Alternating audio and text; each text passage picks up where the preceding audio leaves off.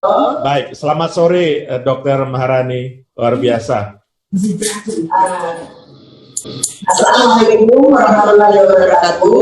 Ini sedikit kesalahan teknis, nggak tahu kenapa dari host sebetulnya muncul pertama, tapi kita juga belum bisa tersambung, tapi nggak apa-apa, kita bisa lanjutkan, nanti host akan bisa masuk Ya.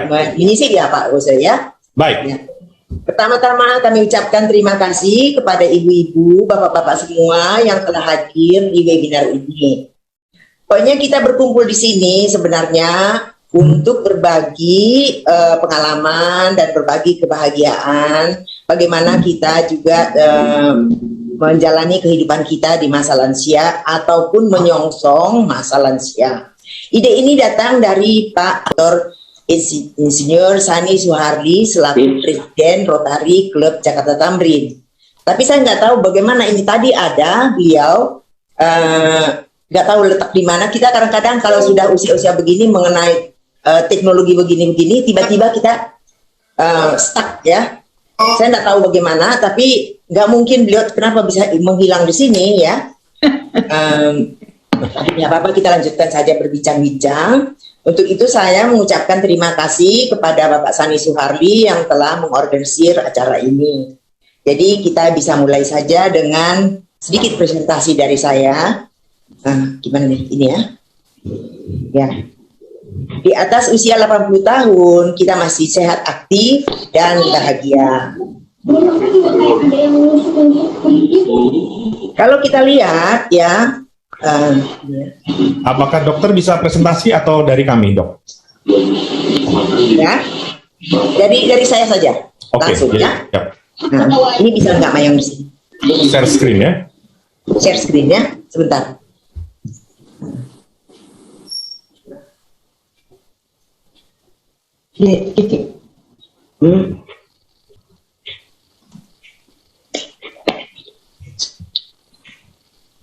Suara saya bisa didengar ya?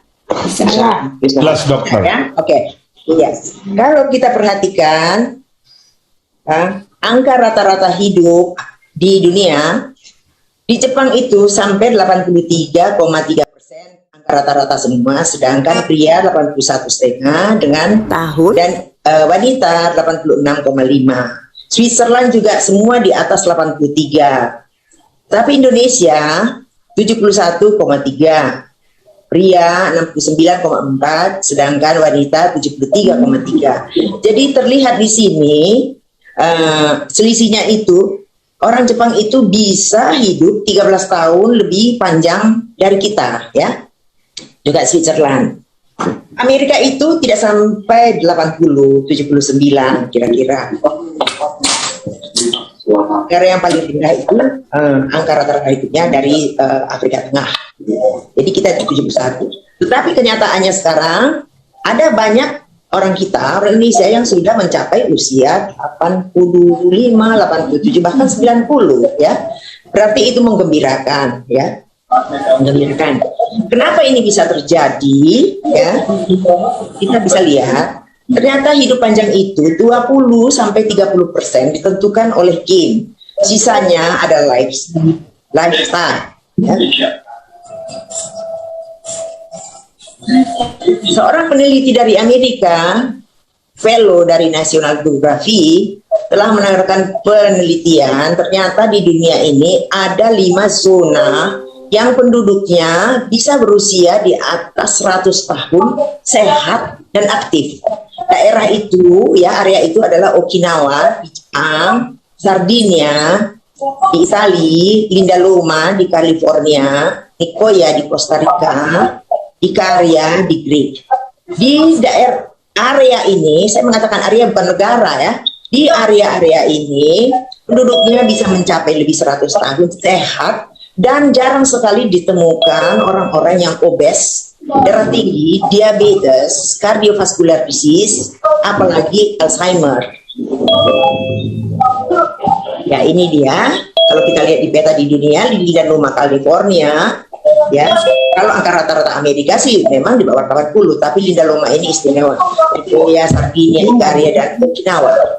Dan ini disebutkan sebagai daerah area blue zone. Ya, kesamaan dari area Blue Zones ini, sistem keluarga yang sistem keluarga yang erat. Mereka itu banyak bersosialisasi, aktif dalam keagamaan, acara keagamaan. Produk makanan yang mereka makan cenderung produk pertanian dan peternakan lokal. Makannya dengan porsi yang kecil, ya, tidak terlalu kenyang. Tapi itu sudah prinsipnya. Punya tujuan hidup, gaya hidup yang Wallace, selalu bergerak, ya. Ini dia kalau kita lihat, yang ini adalah Lindaloma California. Kalau disamakan dari 3 dari area itu, ini Sardinia, sedangkan ini Okinawa. Di sini mereka bertemu bahwa family itu adalah yang paling teratas. Recording in progress. No smoking, land heavy yang tadi sudah diterangkan, ya. Nah, ini sama saja 9 dari yang sebelumnya ini. Sama juga. Waiting for a connection. Putus nanti. Putus.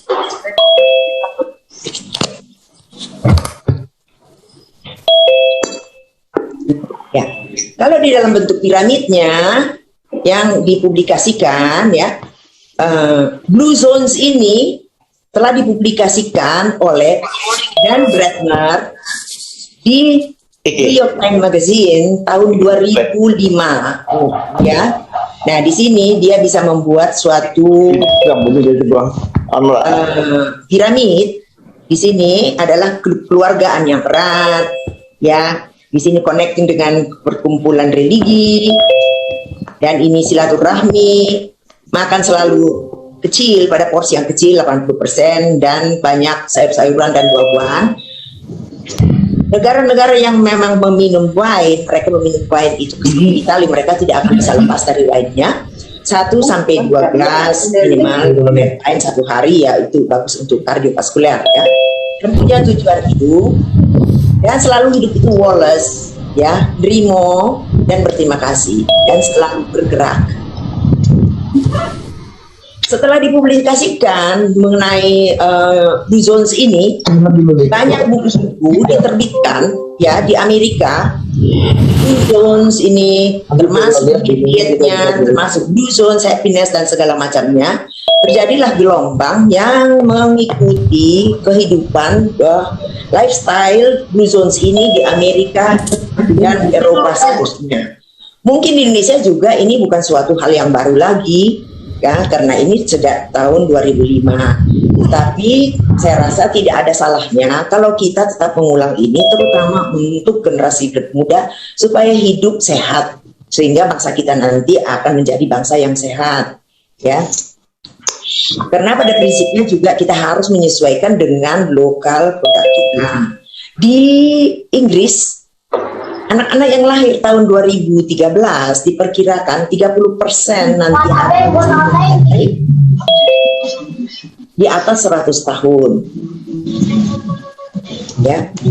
Nah, kita tentu saja tidak bisa bulat-bulat mengadop apa yang ada di dalam buku Blue Zones dan diet-diet yang dituliskan di sana. Kita harus menyesuaikan dengan lokal, dengan kondisi lokal kita. Misalnya saja di Lindaloma, California, memang mereka itu agama Advent yang seluruh penduduknya itu beragama Advent, ini cenderung vegetarian dan selalu berkumpul di gerejanya.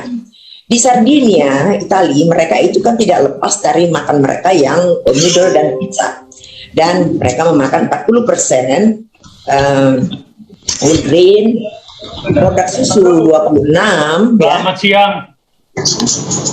Selamat siang. Wih, yang ikut banyak banget ya. Ya, tolong jangan di disturb ya, tolong dimatikan semuanya. Yang ikut banyak bener ya. Tolong jangan di disturb, lagi bicara. 156. Ya, bisa di mute ya Pak. Ya. Vegetable mereka makan 12% dan meat itu sedikit ternyata, legumes 4%. Dali, Bener yang ikut. Ya, kami here si Rani. Kenapa? Lanjut aja. Dan saya baru lihat. Tolong hostnya mute semuanya toh biar kita ada bantuan. Tolong mute ya semua, tolong mute masing-masing ya. Saya bisa mute ini. Oke. Ya. Saya diteruskan ya. Ya, lanjut. Silakan, Bu. Jadi pada prinsipnya rata-rata makan 80%. Sementara di Jepang mereka punya rule yang disebut dengan hara hachibu. Sebelum makan mereka itu bukan di Jepang, saya di Okinawa, ya. Di Okinawa, Jepang. Hara hachibu itu mereka makan 80% dari porsinya. Inilah salah satu the secret of long panjang umur mereka. Ya, umur panjang mereka. Dan ini katanya kalau kita makan 80% ya, 20% di reduce ya. Nah, setelah 20 menit kita pasti akan kenyang juga, dan setelah 20 kali makan nanti stomach kita juga akan terbiasa gitu. Tapi mereka juga tetap bergerak. Nah, ini piramid kehidupan orang Okinawa itu. Setiap hari harus bergerak dan bergerak. Makanan mereka itu sama seperti kita orang Indonesia. Makan nasi, juga noodle, kentang dan sebagainya. Terus sayur-sayuran itu banyak. Sayuran buah-buahan. Minyak ya, maksudnya minyak. Kalau kita kan ada virgin coconut oil di samping olive oil, cheese. Weekly mereka memakan ikan, ya. Yang paling kecil adalah daging. Nanti urusan ini, diet ini mungkin Pak Sulmuluk akan lebih memperjelas lagi bagaimana kita menyesuaikan produk kita yang kita makan di Indonesia. Misalnya kan, kalau di buku-buku di Amerika itu mereka menekankan memakan ikan salmon. Itu kan ikan produk impor dan tidak hidup di lautan kita, mahal. Yang di lautan kita banyak yang kira-kira sama gizinya dan vitaminnya, omega 3-nya di Indonesia ini ikannya misalnya ikan tongkol, ikan kakap dan sebagainya. Mengenai sayur-sayuran kita tidak perlu susah-susah mencari berry. Kadang-kadang makanan itu mode-mode ya. Berry ini ya, kita banyak sayur-sayuran dan buah-buahan ratusan macam sampai kita tidak sanggup menyebutkan jumlah sayur dan buah-buahan kita saking banyaknya. Ya. Jadi untuk kita, saya membuat suatu power of 8F for healthy and active life yang kita sesuaikan dengan keadaan kita di Indonesia ini. Ya, kita mulai misalnya F1. Family, ya. Family itu adalah yang paling atas. Di kelima daerah Blue Zones ini, mereka masih hidup 3 generasi di dalam satu rumah. Kakek, nenek, bapak, ibu, dan anak-anak makan bersama, acara-acara kekeluargaan bersama. Buat kita itu bukan hal yang aneh. Buat kita memang tradisi kita begitu. Jadi kita harus berjuang. Cuma dengan urbanisasi sekarang, tradisi ini sedikit agak terkikis. Yang inilah yang harus kita ingatkan kepada generasi muda supaya tetap mempertahankan ini. Pada masa anak-anak mereka masih kecil, biasakanlah makan bersama, acara bersama. Jangan diabaikan waktu-waktu berkumpul dengan anak dengan alasan kesibukan di kantor. Adakanlah selalu kesempatan itu, karena saatnya anak-anak ada di rumah itu sampai umur 18 tahun. Setelah mereka tamat SMA, mereka akan pergi sekolah kemana, dan kelihatannya sampai sekarang anak-anak itu tidak kembali lagi ke rumah. Mereka akan membuat rumahnya sendiri. Jadi jangan sampai hal itu waktu itu disia-siakan, ya, karena itu golden time. Saya rasa ibu-ibu dan bapak-bapak yang ada di sini setuju ya bahwa pengalaman kita memang anak-anak itu kembali hanya untuk berlibur ke rumah kita. Kedua, friends. Ya, friends ini sangat penting, membawa kebahagiaan dan kesenangan dan mengisi kehidupan kita. Dan ini mungkin nanti akan ditambah oleh Ibu Susrina, bagaimana beliau membentuk banyak klub-klub ya, yang diangkatkan ya. Dan Bapak Martiono juga banyak sekali klub-klub yang dibentuk yang sudah berhasil. Ketiga, food. Ya, tadi sudah saya jelaskan sebelumnya, kita makanlah makanan yang kira-kira sesuai dengan lokal produk, tetapi porsinya yang kita kecilkan. Ya. Ketiga, keempat, fit. Bergerak dan bergerak. Ini yang penting, bergerak. Ya, kita bisa saja bergerak, misalnya jalan kaki, naik sepeda, berenang. Tentulah lebih baik apabila kita melakukan olahraga ini daripada kita duduk tenang, santai, nonton TV di rumah berhari-hari, setelah itu kita pergi ke gym untuk setengah jam. Ya, lebih baik kita berjalan kaki gitu. Kemudian fun. Fun ini adalah kesenangan. Dari muda kita sudah mengurus segala macam ya urusan kita yang namanya kalau bahasa Italia itu perpetuum mobile, kehidupan yang berulang-ulang, lahir, besar, sekolah, kawin, punya anak, ya, menua, apa segala macam. Kita sampai kepada usia yang sudah bebas melakukan hal-hal yang di awal tadi itu. Sekarang saatnya kita bersenang-senang, ya, usahakanlah memanjakan, karena tugas kita sekarang adalah hanya menjaga jiwa raga kita ini dan memanjakannya. Untuk itu kita boleh bersenang-senang, pakailah busana yang menyenangkan, lakukanlah hobi-hobi yang menyenangkan, bernyanyi, menari, apa saja, selama itu tidak mengganggu orang yang punya.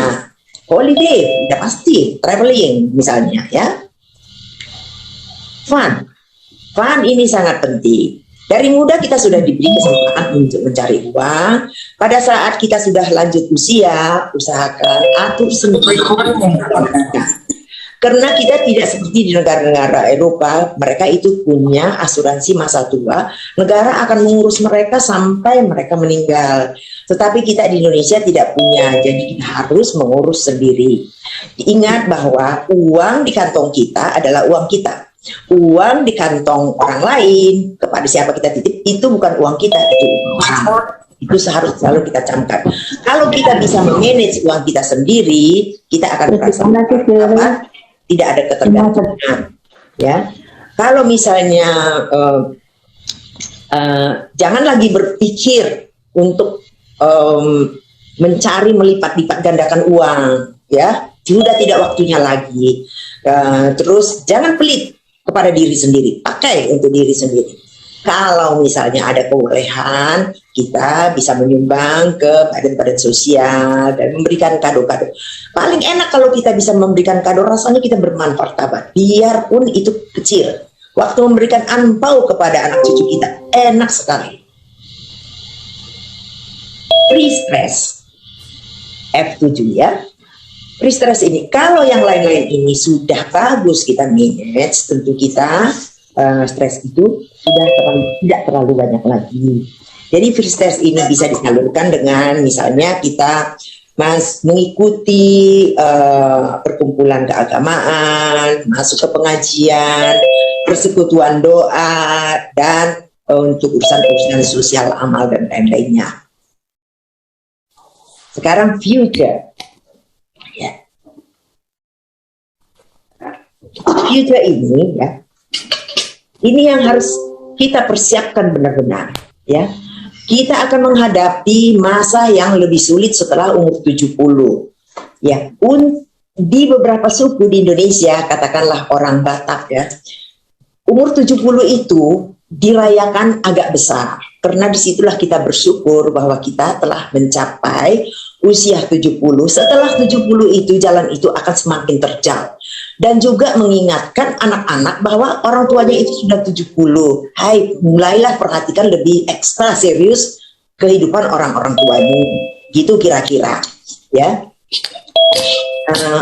Dan itu selalu diucapkan dan didengungkan.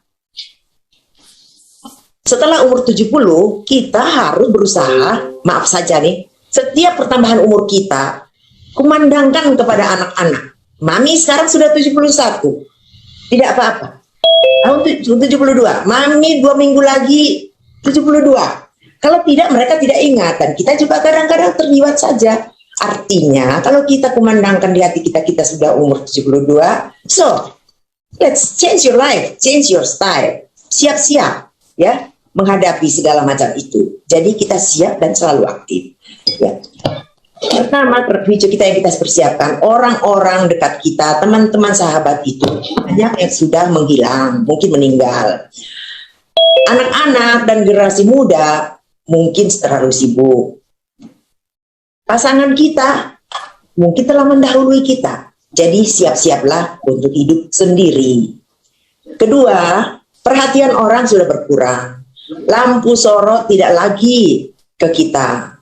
Jadi tetaplah woles, drimo, dan bersyukur. Ketiga, kesehatan berkurang, penyakit bertambah. Kita harus bersiap bahwa penyakit itu bertambah, singkirkan semua hal-hal yang menyebabkan kita cedera. Yang paling banyak menyebabkan cedera para lansia ada di dalam rumah, di kamar tidur, di kamar mandi. Nah, ini harus kita perhatikan apakah kita bangun pagi itu sudah misalnya selamat ya. Untuk kita selamat, kita tuh harus bangunnya itu agak perlahan berdirinya, dan nanti akan saya terangkan berikutnya ya mengenai ini. Keempat, bila kita sudah kasus dirawat, tetaplah tersenyum ya, berterima kasih, jadilah pribadi yang menyenangkan.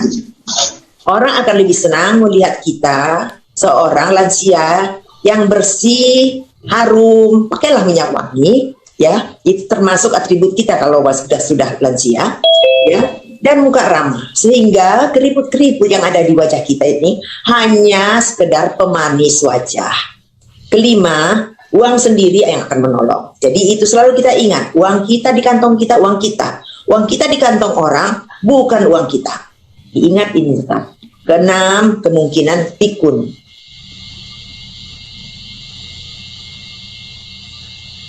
Nah, kok gak bisa ya? Kok jadi gak bisa nih? Sebentar ya.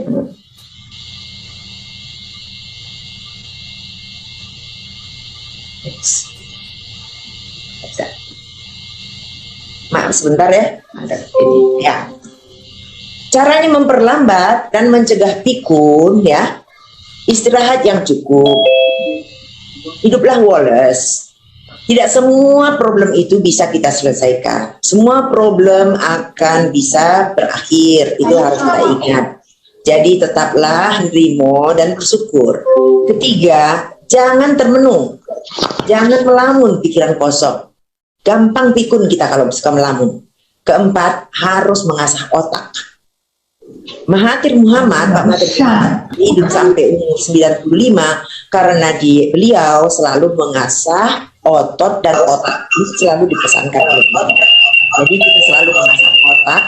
Misalnya dengan setiap hari kita membaca, menulis, dan belajar. Ya, sekarang pun kita sudah belajar. Ibu-ibu, bapak-bapak di sini menggembirakan bahwa kita semua sudah bisa membuka Zoom. Kita bisa webinar, berarti kita mengikuti teknologi. Bravo untuk ibu-ibu dan bapak-bapak yang hadir di sini. 5, lakukanlah hobi. Menyanyi, menghafal lagu, traveling, mengisi teka-teki silang. Ke-6, jangan hidup berpura-pura. Ke-7, jangan bangun pagi tiba-tiba. Usahakan kalau bangun pagi-pagi itu kita 15 detik kita menggeliat dulu. Setelah itu 15 detik kita duduk dulu, kemudian berdiri, jangan langsung berlari, ya, berdiri dulu sebentar baru berjalan. Terutama waktu malam hari mau ke kamar mandi kalau tersesat, jangan ditunggu sampai penuh sekali belas kita ini. Pelan-pelan berdiri seperti tadi, setelah berdiri kita jalan. Usahakanlah bagi teman-teman yang misalnya sudah kadang-kadang susah menahan air seni, menaruh satu karpet kecil di samping tempat tidur, ya, seperti handuk, yang fungsinya bisa menyerap cairan. Ya, kan selalu ada itu karpet yang pinggir tempat tidur itu ya. Kita berdiri di situ, andai kata, ini andai kata saja, itu keluar, urin kita keluar, dia akan terserap, tidak mengalir, jadi kita tidak akan terpeleset. Ya, berjalanlah ke kamar mandi. Jangan berjalan ke kamar mandi kalau masih setengah tidur, karena bisa terjatuh. Kita bangun-bangun di rumah sakit atau tidak bangun sama sekali lagi. Jadi itu harus dicamkan. Jangan pernah berjalan malam-malam setengah bangun kamar mandi. Harus bangunkan, bangun benar-benar bangun, berjalan. Ya, jangan setengah tidur. Kemudian olahraga stretching. Bangun stretchinglah dulu, baru melakukan yang lain-lain. Kesembilan yang paling penting, temuilah orang-orang sesering mungkin orang-orang yang disayangi dan dicintai. Bila hal-hal ini datang, ya, tua itu pasti datang. Ya, ini message saya. Tua, ada ini videonya di YouTube, saya masukkan. Mungkin nanti Pak Sani bisa ya menayangkan itu? Pak Sani? Bisa. Ya, yang tadi direncanakan di awal cerita ya. Tua itu pasti datang. Bersyukurlah kita sudah sampai di usia yang sekarang. Sehat dan aktif itu usaha. Jadi tidak datang begitu saja semena-mena dari langit ya. Latih tetap otot dan otak. Jagalah kesehatan. Ya, tadi sudah diuraikan, karena itu tanggung jawab kita, badan kita, jiwa raga kita ini sendiri adalah tanggung jawab kita, bukan yang lain. Kita harus atur sendiri dan hanya kitalah yang tahu kondisi badan kita. Lakukanlah medical check up secara teratur sehingga kita tahu kondisi badan kita. Kita tidak tahu ada silent killer yang sudah mengendap di badan, kita bisa menanggulanginya. Kalau tidak, syukur-syukur kita melanjutkan hidup itu dengan baik. Kemudian olahraga yang teratur, ya. Makanlah yang sehat secukupnya. Semua lansia ini semua kita bisa makan. Kita tahu mana yang sehat dan kita yang tahu. Andai kata kita tidak boleh makan cabai rawit, misalnya begitu, ya wajar-wajar lah, itu kan tajam. Janganlah kita makan banyak-banyak ya. Jadi kita yang tahu, makanlah secukupnya. Makanan apa saja boleh kita cicip, tetapi ya namanya juga cicip ya.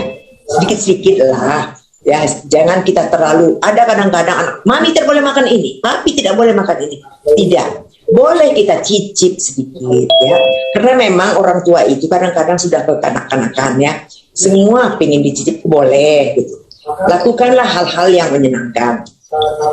Pakailah busana yang menyenangkan. Kita senang pakai busana ini, kita pakai ya. Bermainlah sepuas hati dengan teman. Bina silaturahmi. Bagi yang masih punya pasangan, baik-baiklah hidup bersama, saling mengisi dan menopang. Ya, kalau semua itu sudah kita lakukan, tentu kita sebagai seorang lansia yang aktif dan bahagia. Nah, today is my time. Now is my story. I can laugh, I can cry, and of course I can sing. Let's go sing. Life is beautiful. Thank you very much. Terima kasih Ibu-Ibu, Bapak-Bapak sudah mengikuti. Ya, terima kasih Dr. Maharani Hanafi yang luar biasa ya, membagikan resep kebahagiaan di usia yang senior seperti ini. Beberapa hal baru sekali bagi kita ya, dan bisa kita terapkan dengan mudah dalam kehidupan kita sehari-hari.